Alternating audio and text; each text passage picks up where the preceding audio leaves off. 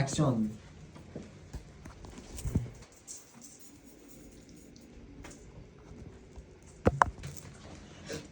Good afternoon. The topic of my speech is how to play Cubilete. The specific purpose of my speech is to inform my audience, being everybody here, about the traditional Cuban dice game called Cubilete by explaining its rules and showing how it's played. Cubilete is more than just a dice game. It is a tradition in my family and many other Cuban families that combines strategy, luck, and family connection, making it a perfect way to bring people of all sorts of backgrounds together. My name is Anthony Rodriguez, and today I want to share a game that's been a staple in Cuban households for as long as I can remember, for generations.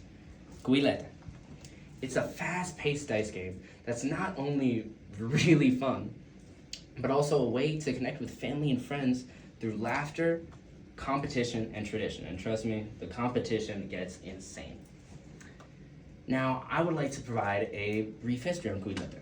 Cubilete is one of the oldest and most traditional games in Cuba, second to only dominoes in popularity, as a dominoes lover myself. And everybody plays it, from school children to grandparents. And while versions do exist across Latin America, the Cuban version is the most unique because of its special dice and scoring system. To people around the world, to people of my culture, it's not just a game. It is a tradition that has been passed down through various generations, from my grandpa to my mother and to me. And now I'd like to speak about the various hands and how the dice work. Cubilete is played with 5 dice and a cup. Each dice has 6 sides, but instead of numbers, the faces show el ace, the ace, el rey, the king, la reina, the queen, the jack, which is also known as the jevas or mujeres, depending on where you play. Some people play in Mexico, some people play in Cuba, obviously. The Spaniards, the gallegos, right? And then the black, which is negros, right? And then the order of value is, the order I just explained it. Ace, king, queen, jack, gallegos, negros. And now I'd like to talk about how to play. Now, each player has to roll 1 die, or this is before the game starts. Each player has to roll 1 die to see who goes first. The highest face, with the ace, the red dot, being the highest, starts. Now, if I were to roll the gallegos, right, they would have to get any die, and I were to roll with, let's say, 2 people. Let's say these 2 people get the queen and the king. The king being the highest would start the game, then it would go queen, and then it would go me because I got the second lowest value set. And then, after deciding the turn order, on your turn, you're supposed to shake the cup with all 5 dice in it to roll it. And you can roll up to 3 times, setting aside dice that you want to keep after each roll. The goal of the game is to roll 5 of a kind. Generally, you can roll any 5 of a kind. However, the higher value that they are, the more important they are to get. And only the winner of each round scores points, called patas. And the game is played to 10 patas, or points.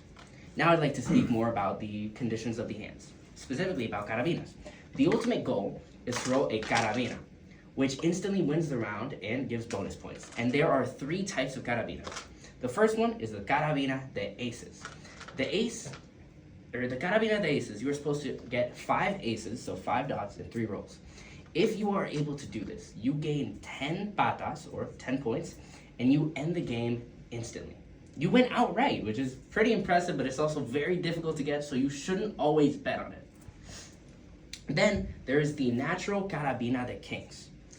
And this is when you get 5 kings in 3 rolls. It is worth 5 points, winning you half the amount of points that you need to win for the game. And then there's the non-natural carabina de kings, which is when you have to roll a combination of Ks and dots. If you get a combination of only Ks and dots, then what happens is you get 2 points, 1/5 of the amount of points that you need for the game. There are also various nuances to actually scoring rounds. If you get 5 of any type, right? Excluding obviously the carabinas. If you get a carabina, you win that round. It doesn't matter. But if let's say you get 5 queens, 5 queens is higher value than every other 5 of a kind. So somebody else would have to get 5 kings or 5 kings and dots or 5 dots to win that round. But let's say I had 4 queens. If somebody had 5 negros, they would win.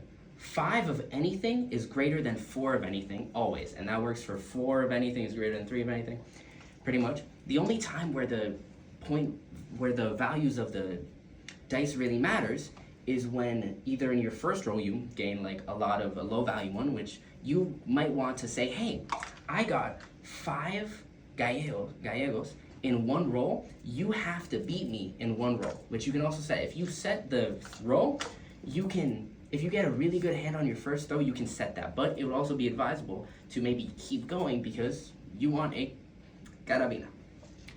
This game has a lot of spirit to it. Cubilete is a loud, competitive, and very banterful game.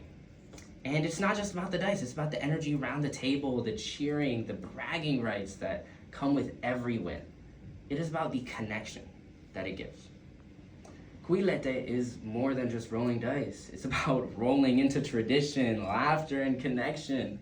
Whether you're aiming for 5 stars or 5 aces, or just enjoying the suspense of the cup shake, the game brings people together in a way that's timeless. So the next time you're with family or friends, grab the dice, shake the cup, and let Cubilete show you why it's been loved for generations.